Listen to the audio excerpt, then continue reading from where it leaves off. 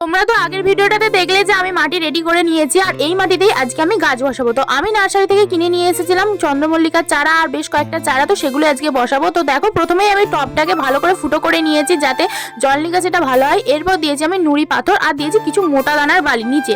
তারপরে দিয়ে দিয়েছি এই মাটিটা। এরপর গাছগুলোকে বসাবো। গাছগুলোর কিন্তু পুরোটা পর্যন্ত মাটি দিলে হবে না, গাছগুলোর গোড়াতে যতটুকু মাটি আছে ওই অতটা অবধি মাটি কিন্তু দিয়ে বসাতে হবে। তারপর যত গাছ আস্তে আস্তে বড় হবে তত মাটি দিতে হবে। দেখো, আমি কিন্তু পুরো টবটা মাটি দিয়ে ভর্তি করে দিচ্ছি না, গাছের গোড়াতে যতটুকু মাটি আছে আমি অতটা লেভেল পর্যন্তই মাটি দিচ্ছি।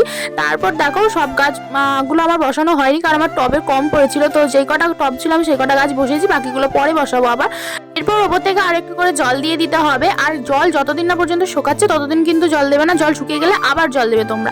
তো তোমরা এই শীতে তোমাদের বাগানে বা তোমাদের ছাদে কি কি গাছ লাগালে অবশ্যই কিন্তু আমাকে কমেন্ট করে জানাতে ভুলো না। তো দেখা হচ্ছে নতুন কোনো ভিডিওতে।